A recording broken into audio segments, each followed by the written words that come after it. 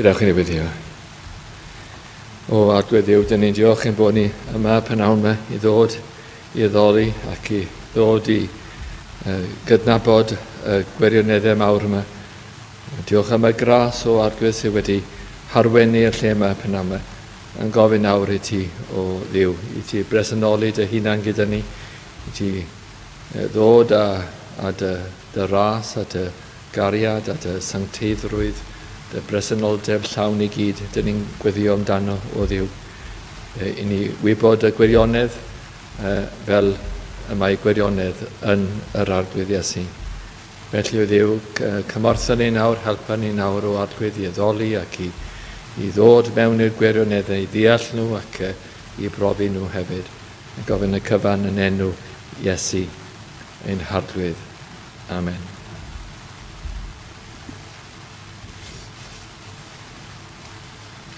Mae'n ei ganu emyn rhif 145, 145. Iachawdwr dynol rhyw, ty di yn unig yw fy mi gael da. Gadewch chi sefyll i ganu emyn rhif 145.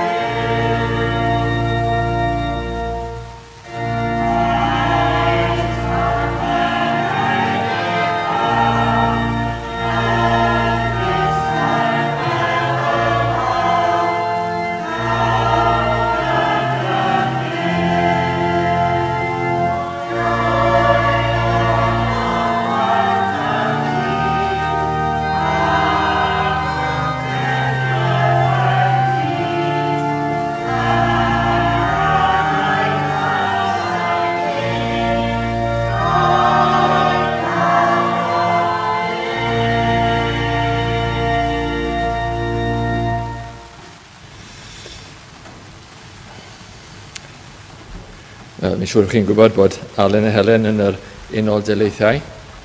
Mae'n pergethu siŵr o fod yr amser nawr wedi pergethu yn amser bore America wrth gwrs, 7:07, ac wedyn eto 10:10 a wedyn heno. Gwyddio fydd y bendith ar ei ymweliad nhw ar dydd heddi. Croeso i'n gwasanaeth fan hyn. Ac ar ôl gwasanaeth mae lluniaeth ysgafn yn y neuadd. Cyfarfod gweddi nesaf, y trydydd nos Iau yw nos Iau Ebrill 21. Na'r cwrdd gweddi nesaf yn y neuadd. Ac wrth gwrs oedfa Sul nesaf, bydd David Morris yn pregethu ni yn y pnawn Sul nesaf. Nawr, fe gymerwn ni'r casgliad, tra'n nisedd ac yn canu emyn 129. 129.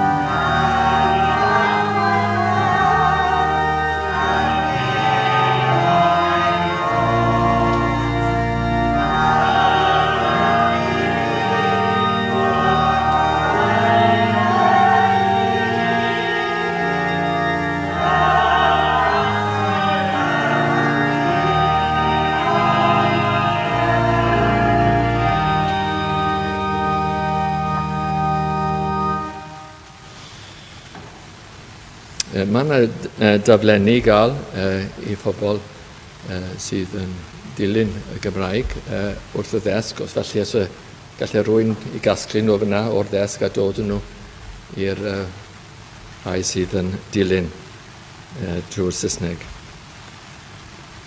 Nawr, y darlleniad yw datguddiad pennod 1.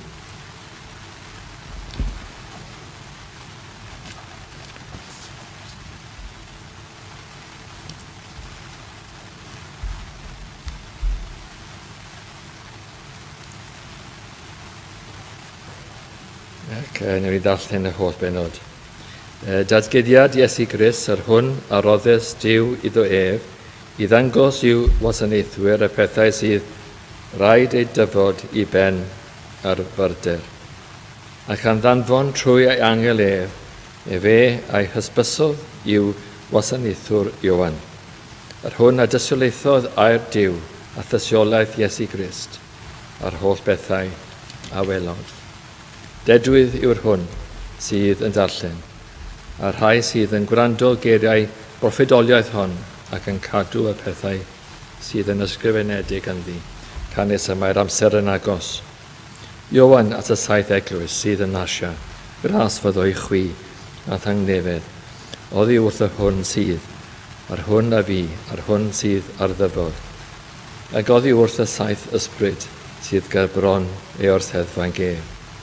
Ac oddi wrth Iesu Grist ar hwn yw y tis ffyddlon, y cyntaf anedig o'r marw, a thefysog frenhinoedd y ddaear. Iddo ef, ar hwn yn carodd ni, ac yn golchodd ni, oddi wrth ein pechodau yn ei waed ei hun. Ac yn gwnaeth ni yn frenhinoedd ac yn offeriaid i ddiw a'i dad ef. Iddo ef y byddai glogoniant a'r gallu yn oes oesoedd. Amen. Wele y mae fe yn dyfod gyda'r cymylau, a phob llygad a'i gwelef a rhai a'i gwanasant ef, a holl lwythau'r ddaear a larant o'i blegyd ef. Felly, amen. Mi yw alfa ac omega, y dechrau a'r diwedd, medd yr arglwydd. Yr hwn sydd, yr hwn oedd, yr hwn sydd i ddyfod, yr holl a lliog. Me fi Ioan, yr hwn wyf, hefyd eich brawd, eich cydymaeth mewn cystydd ac yn hernas ac ymynedd Iesu Grist, oeddwn yn yr ynys a elwyr Patmos am air Duw ac am dystiolaeth Iesu Grist. Yr oeddwn i yn yr ysbryd ar ddydd yr arglwydd, ac y glywais o tu ôl i mi, ef fawr fel llais utgon. Yn dywedyd, mi yw alfa ac omega, y cyntaf a'r diwethaf, ar hyn yr wyt yn ei weled, ysgrifennau mewn llyfr, a danfon i'r 7 eglwys, a'r rhai sydd yn Asia, i Ephesus ac i Smyrna, ac i Pergamos, ac i Thyatira, ac i Sardis, a Philadelphia, a Laodicea. Ac mi adroes i weled y llef a lefarau wrthyf. Ac wedi mi droi, mi a welais 7 gan hwyllbren aur. Ac yng nghanol y 7 gan hwyllbren, un tebyg i fab y dyn, wedi'n wisgo a gwisg lais hyd ei draed, ac wedi ymrysygu ynghylch ei fronau a gwregis aur. E ben ef a'i wallt oedd wynion fel glân, cyn wyned ar eira, a'i lygaid fel fflam dan. A'i draed yn debyg i bres coeth, megis yn llosgi mewn ffwrn, a'i lais fel sŵn llawer o ddyfroedd. Ac roedd ganddo yn ei law ddeiau 7 seren, ac o'i enau yr oedd cleddau llym 2 finiog yn dyfod allan, a'i wynepryd fel yr haul yn disgleirio yn ei nerth.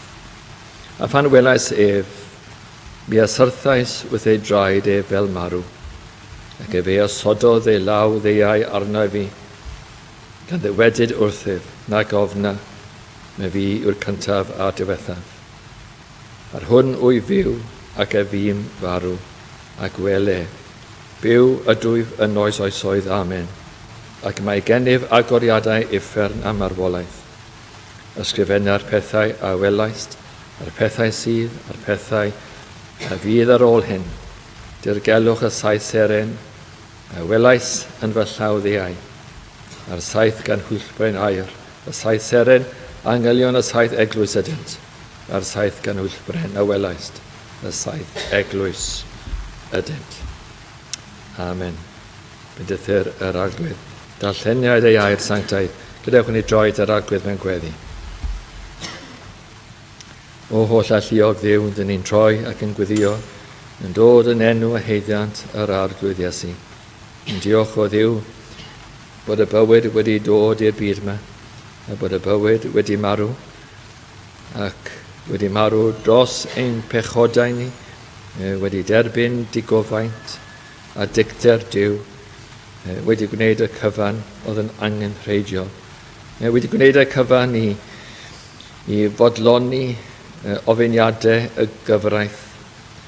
Y gyfraith yn mynnu bod ni'n marw, a Iesu yn marw yn ein lle, ac wedyn yn codi o'r bedd, codi mewn nerth yr atgyfodiad, yn codi mewn cadarnhad ac mewn parhau yr iachadwriaeth, bod pob cam yn ei le, pob cam yn dilyn ar ôl y llall, bod wedi dod o'r nefolion, wedi disgyn i'r ddaear yma, wedi byw yma, wedi cael ei eni, wedi byw ac wedi marw.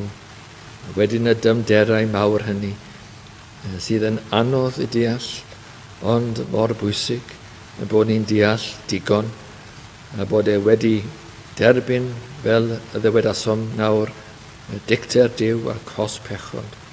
Wedyn yn codi o'r bedd, yn codi mewn cadarnhad ac yn esgyn, yn parhau y gwaith, ac yn myned i fewn i'r nefoedd unwaith eto. Ond nawr wedi cwblhau y gwaith, wedi gwneud y cyfan oedd yn angenrheidiol, wedi cyflawni pwrpasau Duw, wedi cyflawni proffwydolaethau yr ysgrythyr. Ac o Dduw, dyn ni'n diolch i ti bod e wedi gwneud y camau yma, a dyn ni'n nodi yn arbennig un cam pwysig prynhawn yma, y cam yr atgyfodiad, bod e wedi codi o'r bedd, wedi mynd i'r groes, wedi gladdu, wedi gorwedd yn y bedd hynny, am ychydig ac wedyn codi. Codi mwyn ni, oedd e'n marw mwyn ni ac yn codi mwyn ni. Diolch o Dduw bod mab Duw yn fodlon gwneud hyn. Diolch o Dduw bod y tad wedi bodloni i achub dyn ac yn fodlon i anfon un o'r drindod i fod yn iachawdwr, a bod wedi sicrhau yn iachadwriaeth ni. Mor ansicr bydd yn iachadwriaeth mewn unrhyw ffordd arall. Ond o Dduw, dyn ni'n diolch bod cryfder y nefoedd a cryfder y drindod yn ein calonnau ni.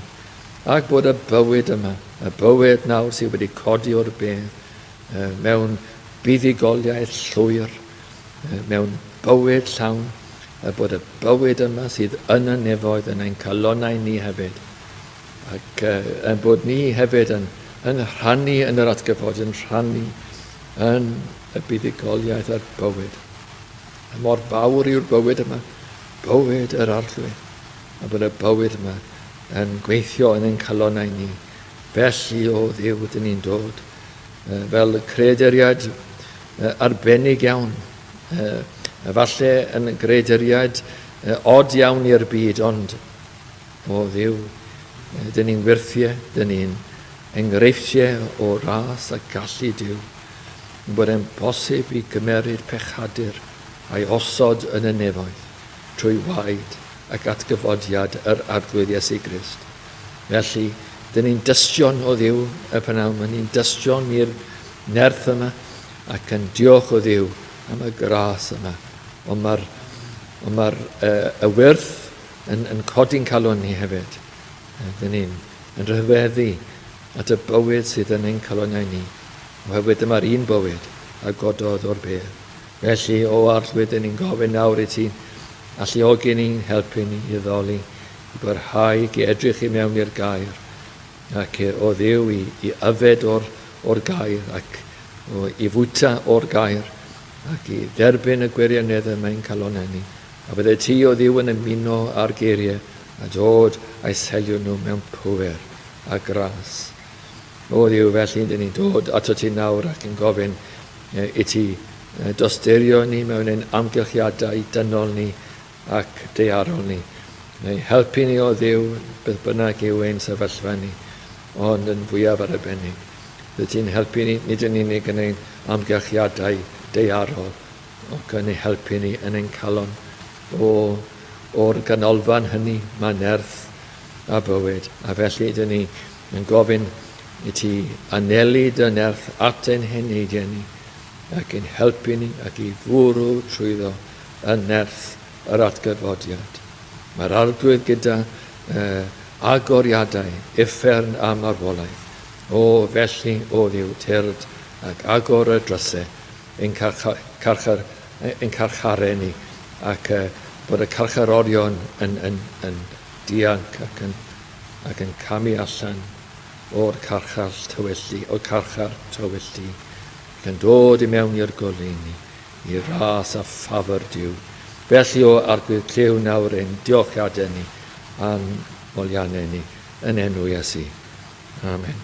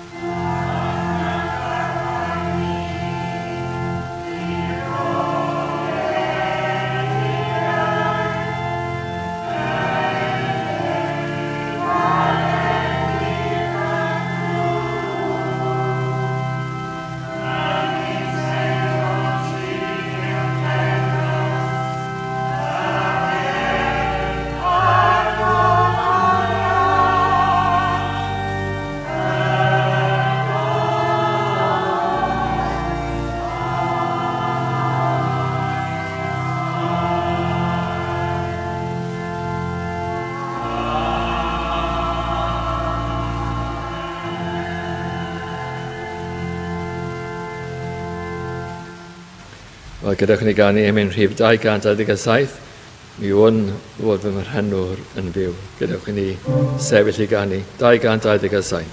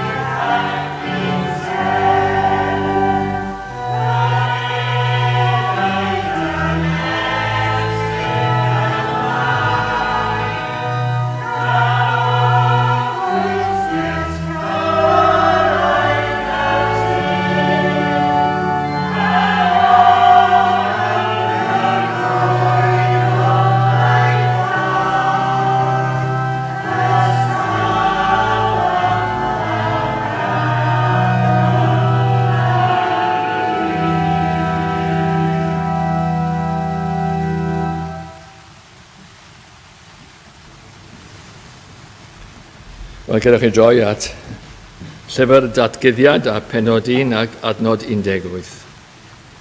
Yr hwn o'i fyw ac y fi'n farw ac wele byw a dwy fy noes oesoedd. Amen. Ac y mae gennyf agoriadau uffern a marwolaeth. Yr hwn o'i fyw ac y fi'n farw ac wele byw a dwyf yn oes oesoedd. Mae'n gymwys i ni ystyried y gwirionedd mawr yma o'r atgyfodiad ar Sul y Pasg wrth gwrs. A fe welwn ni fan hyn yr arglwydd Iesu Grist yn siarad am ei atgyfodiad ei hun ychydig amser ar ôl iddo godi o'r bedd ac esgyn i'r nefolion. A mae'n siarad yn y weledigaeth yma, weledigaeth mwyaf arbennig yma, i Ioan yn Ynys Patmos. Ac gwelwn Iesu fan hyn yn cyflwyno ei hunan mewn tri ffordd nodiadwy, nodedig iawn, fel yr un sydd fyw i ddechrau, ac iddo farw, ac yn nawr y mae'n fyw yn oes oesoedd. Yr un sydd yn byw, ac yr un nath farw, ac yr un sydd yn byw yn oes oesoedd. Wel, mae rhyw fath o puzzle yn dywe. Beth yw ystyr y geiriau yma? Drwchwch ar y geiriau yn yr adnod to. Yr hwn o'i fyw ac y fi'n farw ac wele byw y dwyf yn oes oesoedd. Amen. Mae'n gweud yn wir. Amen. Ac y mae gennyf agoriadau uffern a marwolaeth. Mewn ffordd, mae yna hanes yma, a hanes Iesu Grist. Mae'n sôn hefyd am agoriadau, a wnewn ni sôn am hynny hefyd ar adegau gwahanol. Ond yn fwyaf, dwi eisiau sôn am hanes y bywyd yma.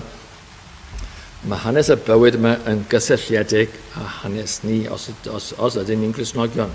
Mae yna agosrwydd mawr, mae yna tebygrwydd mawr rhwng hanes Iesu Grist a hanes y Cristion. So felly, dwi eisiau sôn i ddechrau am hanes y bywyd, a wedyn eich hanes chi yn cymryd eich bod yn Cristion, ac hefyd sôn am yr agoriadau yma. Ac yn syml iawn, y patrwm fydd, fel sydd yn glir iawn yn yr adnod, byw, marw, byw. Yn syml fel yna. Byw, marw, byw. Yw hanes Iesu Grist. Os ych chi'n Gristion, eich hanes chi yw marw byw. Ynde? Ond mae'r arglwydd Iesu yn wahanol. Byw, marw, byw. Hanes ni, byw, marw a byw hynny yw. Wel, i ddechrau, hanes y bywyd, hanes Iesu Grist. Ac i ddechrau gyda'r cymal cyntaf, ar hwn o'i fyw. Wrth ni ddilyn y patrwm yma, byw, marw, byw, i ddechrau gyda'r byw cynta. A'r dywediad yma, ar hwn o'i fyw. Mae'r dywediad yma yn sôn am fwy na i fod yn fyw ar y pryd hynny a bod yn siarad. Mae hwnna yn gynwysedig yn y peth. Ond mae yna mwy yma na Iesu Grist yn gweud dwi'n fyw nawr. Herwydd mewn gwirionedd hwnna yw ystyr y trydydd cymal, yn hwyrach mlaen fe welwn ni ac wele byw y dwyf. A hwnna yw ystyr mewn gwirionedd a mwy wrth gwrs, as mewn mlaen i weid oes oesoedd, ond hwnna yw ystyr y cymal hynny, y dywediad hynny, ac byw y dwyf, y trydydd cymal. So beth felly yw ystyr y cymal cyntaf? Mae'n llawer mwy na y fod yn fyw ar y pryd hynny oedd yn ymddangos i Ioan yn y weledigaeth. Beth felly yw ystyr ar hwn o'i fyw? Wel, ystyr mewn gwirionedd yw taw ef yw y bywyd. Fe yw yr un bywiol. Ac mae'n mynd ôl cyn dechrau'r byd a'r cyn sylfaenau'r byd. A hyn yw ystyr y geir yma. Taw ef yw y bywyd tragwyddol. Ie, cyn sylfaenau'r byd, cyn ddechrau'r byd, ac y bywyd tragwyddol, y Duw bywiol, yw yr arglwydd Iesu. Mae Iesu'n gweud, fi yw y bywion. Dyna beth yw'r geiriau, fi yw y bywiol. Fi yw yr un bywiol, yr un sydd yn byw. Dyna chi gyflwyniad. Fi yw yr un sydd yn byw. Wel, na chi agoriad arbennig yr un sydd yn byw. Hynny yw, does dim dechrau i'r bywyd yma. Mae werth sôn am y pethau yma, achos dyn ni'n araf iawn i sylweddoli geiriau fel tragwyddoldeb, geiriau fel fi yw yr un bywiol.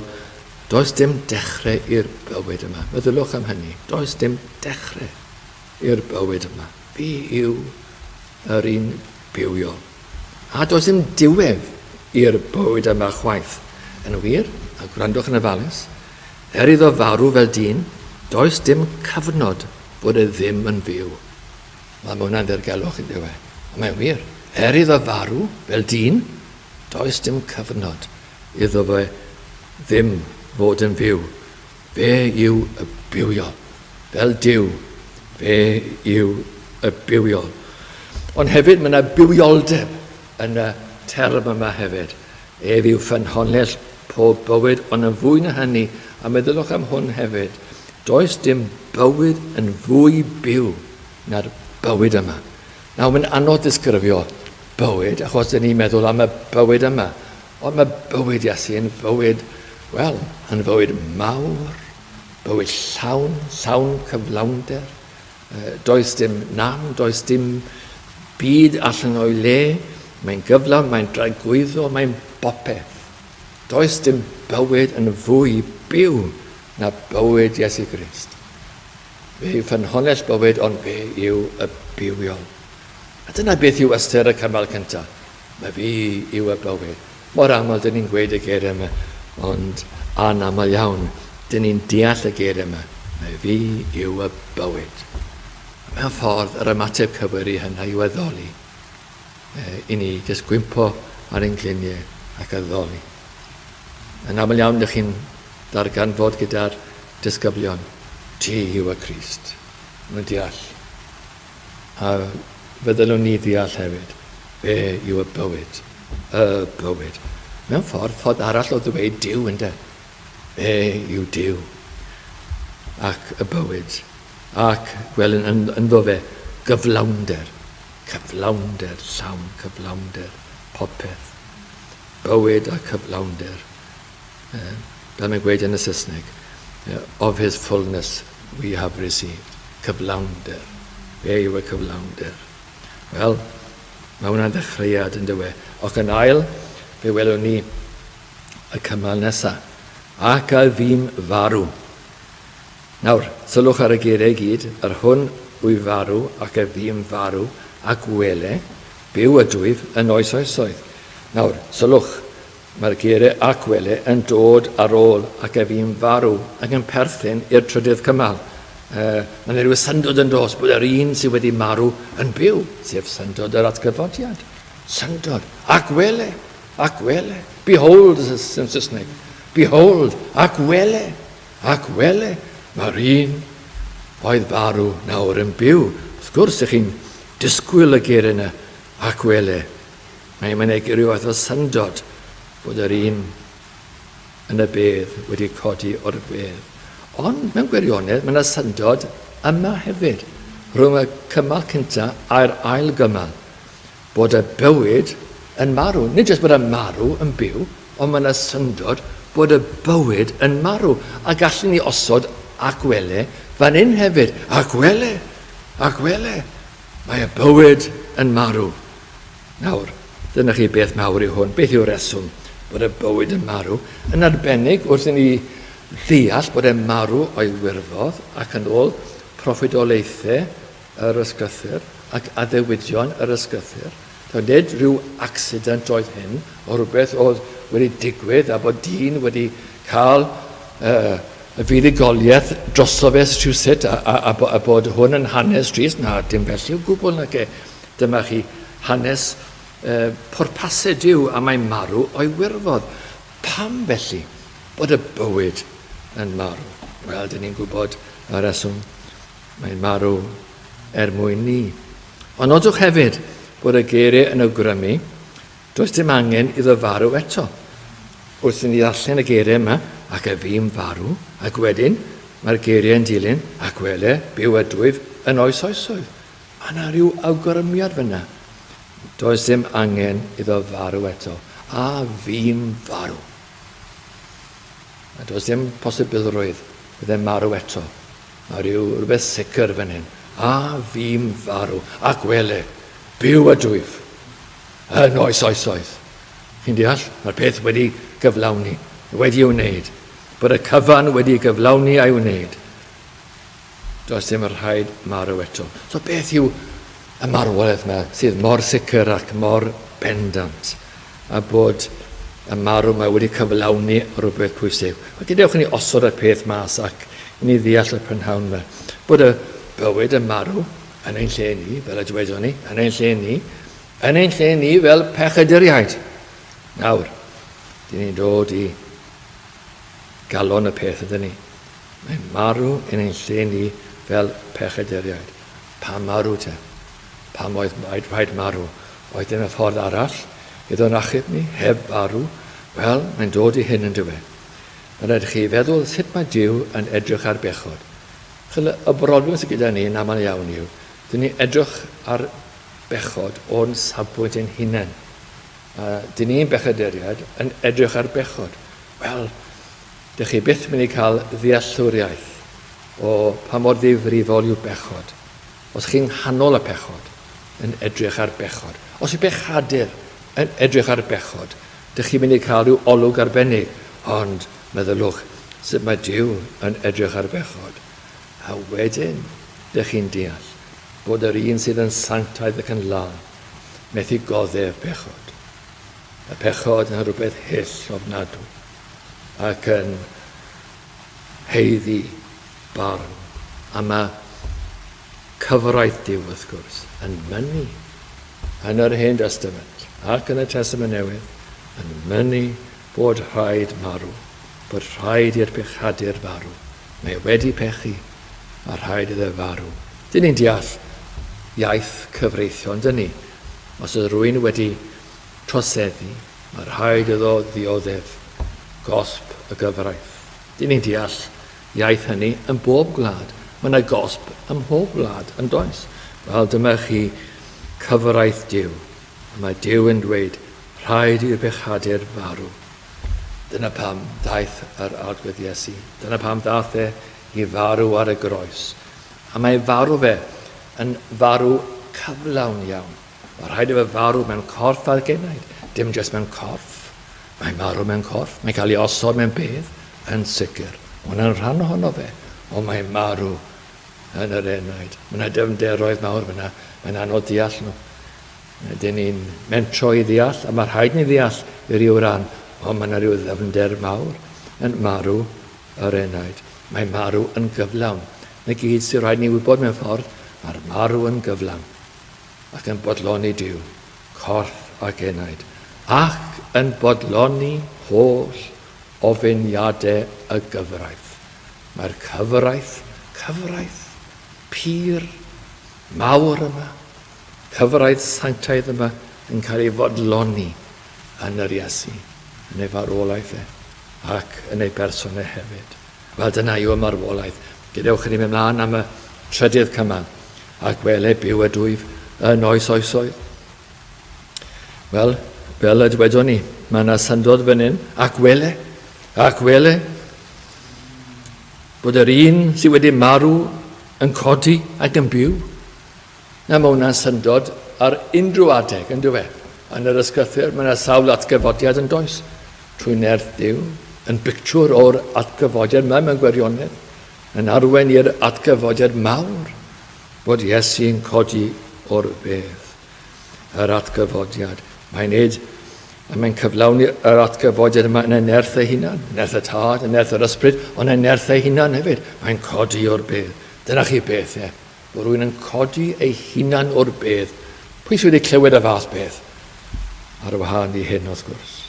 Mae'n codi o'r bedd yn ei nerth ei hunan. Mae sawl dyn wedi marw, wedi osod yn y bedd, yn does. Dyn ni wedi claddu sawl person, do. Sawl gyfaill. teulu hefyd. A maen nhw'n aros yn y bedd, yn dyn nhw. Ar y wahân, wrth gwrs, os nhw'n credu'n Iesu Grist, fe bydden nhw'n codi yn iechydwriaeth. Ond o safbwynt dydd i ddydd, maen nhw'n aros yn y bedd.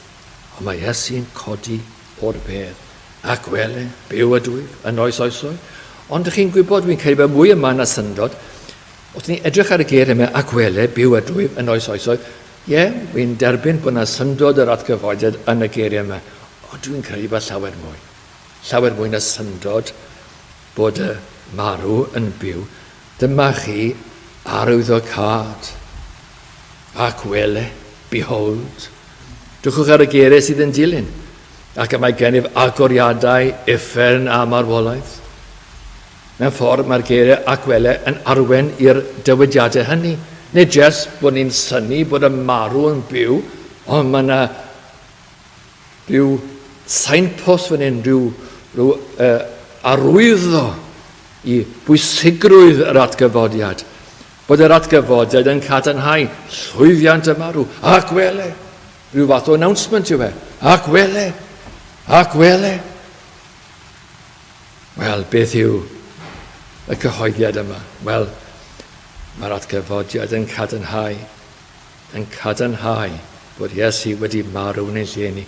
Dyn ni'n gwybod wedi marw yn ei lle ni, mae'r gair yn dweud, ond mae'r atgyfodiad hefyd yn cadarnhau bod e wedi marw yn ei lle ni, bod ein pechodau wedi cosbi, bod e wedi bod yn llwyddiannus. Mae e'n ategu, mae e'n cadarnhau llwyddiant yr iawn a'r marw, fel y dywedwyd ar y groes, gorffennwyd. Mewn ffordd mae'r atgyfodiad yn gadarnhad fel y gair gorffennwyd. Gorffennwyd, dwi wedi cyflawni, a mae'r atgyfodiad hefyd yn dweud, dwi wedi cyflawni. Mae'n cadarnhau bod y gyfraith wedi bodloni, bod y tad yn fodlon, ac wele, mae'n gweud, ac wele. Mae'r tad yn fodlon, ac wele. Mae'r gyfraith yn fodlon, ac wele. Mae'ch pechodau chi wedi cosbi, ac wele. Dwi wedi marw yn eich lle chi. Dyna'n siŵr, fi'n credu, i westi ar y geir yma. Ac wele, behold, ac wele.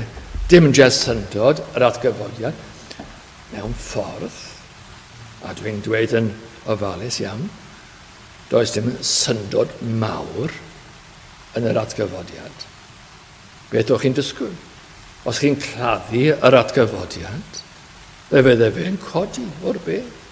Peth bach yw yr atgyfodiad i'r un sydd yn fyw ac yn fywiol, ond i ni, wrth gwrs, mae'n wyrth ac mae'n nodi yr efengyl. Ond wrth gwrs mae'r atgyfodiad yn agor drysau iechydwriaeth, yn agor ac yn llawn, yn cwblhau beth y chreuwyd yn y marwolaeth. Mae'n parhau y iechydwriaeth, allwn ni weid, beth a ddechreuwyd yn y marw, cael ei barhau yn yr atgyfodiad. Mewn ffordd, dylwn ni ddim gwahanu y marwolaeth a'r atgyfodiad, mae'n ddau yn hyd. Mae'n marw, mae'n atgyfodi. Dim posib iddo atgyfodi heb iddo farw yn gyntaf, rhaid marw, ond mae'n atgyfodi, ond nid jyst hynny. Mae'r ddoi yn waith iachau a iechydwriaeth. Hynny yw, mae'n cymryd ni o'n cyflwr marwol ni ac yn sefydlu mewn cyflwr bywiol. Ydy, mae'n pechodau ni yn cael ei cosbi, a mae maddeuant pechodau yn dod i ni trwy Iesu Grist. Ond hefyd, dyn ni'n symud o gyflwr marwol i gyflwr bywiol. A mae'n werth, drwchwch ar y byd. Ar y byd yn ysbrydol yn y bedd. Dyn ni yn y bedd, dyn ni yn y carchar tywylltu. Ac wele, mae'r geiriau'n gweud, ac wele. Mae drysau'n agor, mae dyn yn byw. Mynd ôl i ar ardd Eden, a'r cwymp, a'r golled, a'r tragedi o nadw, a dyn y marw, a hanes y byd. Meddylwch a hanes y byd, hanes o genhedlaeth ar ôl genhedlaeth, marw ar ôl marw, angrediniaeth ar ôl angrediniaeth, i ffwrdd o ddiw. A mae Iesu yn dod, A mae dyn yn cael byw. Ac wele yn wir. O'i gyflawnder ef, a derbyn iasom ni oll.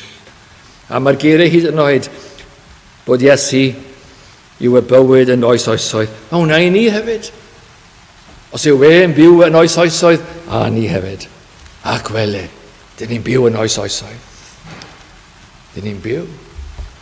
Mae'r bywyd sydd wedi dechrau yng nghalon y Cristion mynd i bara mor hir a Iesu Grist yn oes oesoedd. Dyn ni wedi uno o Iesu Grist. Dwi'n mynd bosib nawr i ni farw achos dyn ni yn y bywyd. Dyn ni wedi ymuno i'r bywyd. Os yw e'n byw, dyn ni'n byw. Os yw e'n byw yn oes oesoedd, dyn ni'n byw yn oes oesoedd. Yn wir, nodwch yr geiriau yma ar y diwedd yr adnod. Yr agoriadau yma. Dyma chi fyneged arall mewn ffordd o'r holl beth ni wedi sôn amdano pnawn yma. Yr agoriadau yma. Wrth i'r arglwydd Iesu Grist gwblhau pwrpasau Duw yn y marw a'r atgyfodiad. Mae ganddo nawr yn ei ddwylo yr agoriadau. Beth yw'r agoriadau yma? Agoriadau uffern a marwolaeth. Wrth gwrs, mae'n cadarnhau fod yna uffern a marwolaeth. Ond mae ganddo agoriadau uffern a marwolaeth. A dyma chi gyflwr dyn, wrth gwrs. Mae mewn carchar. Mae methu byw. Mae farw yn y carchar. Drwchwch chi ar galonau dynion. Fel yn ni sôn y bore yma, mae yna bywioldeb nawr yng nghalon y Cristion sydd wedi uno bod yr bywyd sydd yng nghalon ac yn person Iesu Grist yn ein calonau ni hefyd. Yr un bywyd mawr hynny yw'r bywyd mawr yn ein calonau ni. Oherwydd hynny, dyn ni'n fywiog. Dyn ni'n ymateb. Dyn ni'n caru, dyn ni'n sychedu. Dyn ni'n canu, pregethu ac yn gwrando. Holl beth yma, chi'n yn gweld yn y marw. Ond yn y marw, maen nhw methu byw yn y carchar tywyll di, carchar pechod, carchar uffern. Mor glir yn y gair yma, ynddo fe? Dyma chi garchar pechod a carchar uffern. Ond gyfeillion, mae ganddo fe trwy'r atgyfodiad yr agoriadau i bechod ac i uffern. Dwchwch ar y geiriau to gyda fi fan hyn. Y mae gennyf agoriadau, uffern a marwolaeth. Mae'n goffa fi o'r dydd wnaethon ni brynu yr adeilad yma. Nes i lawr i Cwc yn Acroed. Wedi cyflawni gwaith papur i gyd a casglu yr agoriadau. A cymryd yr agoriadau. A fi oedd y cyntaf yma, cyn neb arall, yn dod i drws ochr yna ar y Morlai Street. Mae gennyf yr agoriadau. Oedd rhyw deimlad yn dod e. Bod nawr bod yr adeilad gyda ni. Bod popeth wedi wneud. Mae gennyf yr agoriadau. Wedi talu y swm, popeth wedi wneud, wedi seindo'r papurau, popeth wedi dderbyn trwy'r cyfreithwyr. A nawr mae'r agoriadau yn fy nwylo i. A felly gyda ein harglwydd Iesu Grist, mae'r agoriadau gyda fe. Mae gennyf agoriadau uffern a marwolaeth. O, dyna chi'n newyddion da. Os ydych chi mewn carchar, mae gyda'r agoriadau. Fel i ni'n mynd i ganu mewn munud, pan oeddym ni mewn carchar tywyll di, roes un o leini nefol. Halleluia. Amen. Y drws yma, y goleini nefol, yw yr agoriadau yma. Y drws yn agor. Na beth yw e? Carchar tywyll di. Mae'r agoriadau yn dod yn agor y drws. Lle clywed y sŵn ydych chi. Sŵn rhyw ddrws trwm a rhyw glo mawr cadan. A bod yr agoriad yn troi a fyna mae'r drws. Mae rhyw clync a clic falle a mae'r drws yn agor. A mae'r goleini'n dod mewn. Dyna chi lun o iachadwriaeth. Wel, beth yw hanes chi te? Wel, os chi'n Gristion, eich hanes chi bydd marw a byw. Mae rai pobl yn credu bod nhw'n cael ei geni yn Gristnogion. Na, chi'n cael eich geni yn farw. Marw a byw yw hanes pob Gristion. Wrth gwrs, i rywun sydd ddim yn y bywyd, eu hanes nhw bydd marw a marw. Na, hwnna'n beth ofnadwy i feddwl amdano. Bydd nhw byth yn profi bywyd. Dyna chi beth, ie. Byth yn profi bywyd. Marw a marw. Nawr wrth gwrs, meddwl am y dyn cyntaf, Adda, nath e brofi bywyd cyn iddo bechu. A dyn ni'n credu i Adda ddod i bywyd ac i gredu yn Iesu Grist. A felly hanes Adda, wahanol i'r Iesu wrth gwrs, ond hanes e oedd bywyd, marw, bywyd. Oedd bywyd gyda fe. Fe gollodd e'r bywyd. Mae'n marw, ond mae'n byw eto trwy Iesu Grist. Ond i'r dyn sydd ddim yn y bywyd, wel yn wir, ei hanes e yw marw, marw a marw. Cael ei eni mewn marwolaeth, marw mewn corff, a marw am bythoedd yn oes oesoedd. Byth yn profi bywyd. Mae hwnna'n dragedi erchyll yn dweud. Byth yn profi bywyd. Dyna chi gyflwr. Sut felly dyn ni'n dianc o'r cachar yma? Sut mae dyn yn cael byw? Wel, dyn ni'n dan glo. Mae e'n broblem. Dyn ni'n dan glo. Mae e mewn carchar tywylltu. A fel y dwedon ni, mae'r agoriadau gyda Iesu Grist. Ond, beth amdano fi? Pam dwi ddim yn dod ac yn agor y drysau i fi? Dwi yn y carchar? Mae Crist gyda'r agoriadau? Pam felly dwi dal yn y carchar? Wel, gyda chi agrymu rhywbeth fel hyn. Mae rhaid i chi godi i'r drws. Lle dychmygu rhyw garchar fel dyn ni'n cael ein dychymyg ni, a bod rhyw garchar tywyll di. Ac fel yn y hen garchadau, bydde ddim ffenest falle, jyst carchar erchyll tywyll di. A mae yna ddrws, a mae yna bariau ar y drws. Rhyw fath o ffenest a bariau. Wel, dyna'r carchar sydd yn ei meddwl y fi. Codwch i'r drws. Dwi'n awgrymu. A galwch arno. Iesu mab Dafydd. Tregar ha wrthyf. Galwch. Dych chi yn y carchar. Mae'r agoriadau gyda Iesu Grist. Galwch arno fe. Meddylwch am rheini oedd yn gweld Iesu yn strydoedd Israel, Jericho a Jerusalem. Be wnaethon nhw? Oedd e'n cerdded heibio. Be wnaethon nhw? Mae'n ariolau. Neu galw o'r ochr, os nhw'n methu symud, fel Bartimeus. Iesu mab Dafydd, tregar ha wrthyf. Galw a galw, cymerwch yn y bariau. Deallwch taw dyma ddrws uffen am arwolaeth. Nid unrhyw garchar yw fe. Dyma chi carchar uffen am arwolaeth. Fel byddech chi'n meddwl byddech chi'n galw mas o garchar uffen am arwolaeth. Wel, byddech chi'n galw mwy uchel. Byddech chi yn galw o llais uchel. Iesu mab Dafydd. Tregar ha wrthyf. Dyma'ch cyflwr chi a'ch sefyllfa chi. Dych chi'n mynd eistedd fyna a dysgwyl rhyw sut bod popeth mynd i fod yn iawn? Neu ydych chi'n mynd i'r drws a dal y bariau a galw mas? Iesu mab Dafydd. Iesu mab Dafydd. Tregar ha wrthyf. Mae'r cri yna yn mewn ffordd yn mynegu rhyw ddeallwriad bod e'n bechadur. Mae'n deall mae mewn carchar. Ydych chi'n deall bod chi mewn carchar? Newch chi ddim yn i'r drws a dal y bariau os chi ddim yn deall bod chi mewn carchar. Ond os ewch chi i'r drws yni, ydych chi wedi deall, ydych chi mewn trwbl. A ydych chi'n galw mewn grediniaeth ar yr Iesu. O, Iesu tyrd. Nawr wrth gwrs, does dim pwrpas i'w agor y drws yn eich nerth eich hunan. A pobl falle'n trio gwneud hynny, yn trio rhyw agoriad arall. Na deallwch, does dim symud drysiau uffen a marwolaeth. Maen nhw'n gadan. Maen nhw'n gadan. Maen nhw wedi cael ei adeiladu mewn ffordd i gadw dynion mewn.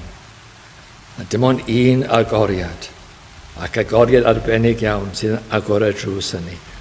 A mae'r agoriad hynny, a dim ond un agoriad sy'n gael, a mae'r agoriad hynny yn llaw Iesu Grist, yn eiddo Iesu Grist. Felly galwch ar yr Iesu. Galwch arno fe a gyfynnwch iddo fe. Agor y drws. Agor y drws. Fi'n siŵr mae sawl sefyllfa wedi bod lle mae pobl yn dianc mas o garchar a mae rhywun gyda'r agoriad a mae'n siŵr bod y carcharoedd i gyd yn mynd i'r bariau yn gweud, open the door here, agor y drws fan hyn. Wel, dyna beth sy'n rhaid i chi wneud, a galw ar ei enw fe.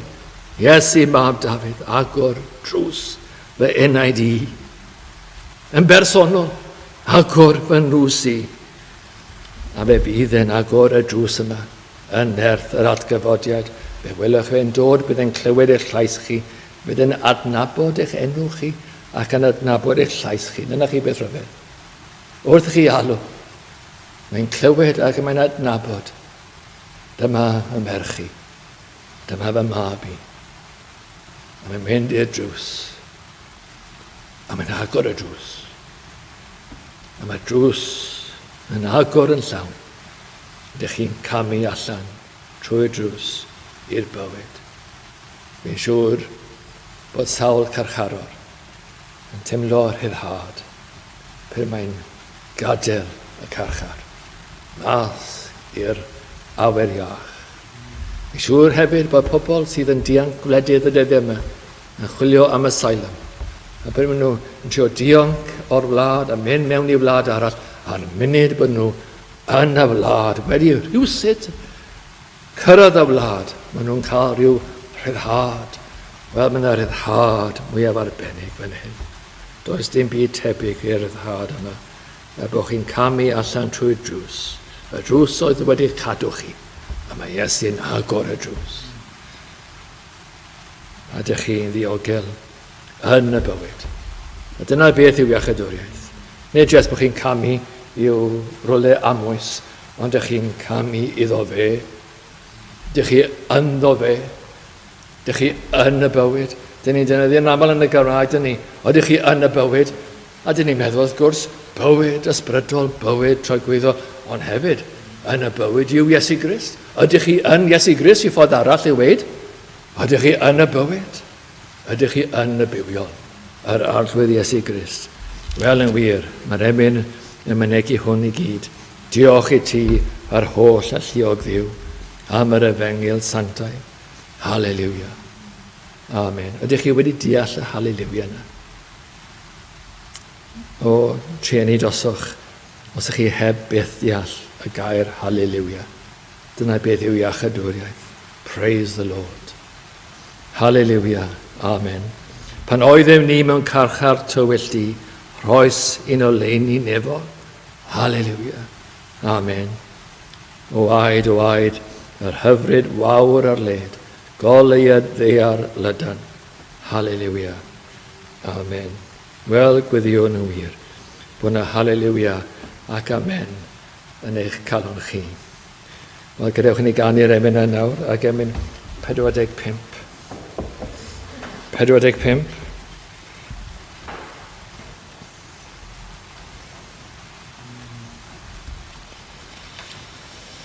Diolch i ti, yr holl alluog ddiw, am yr efengil sanctaidd. Halleluia. Amen. Gadewch ni sefyll i ganu.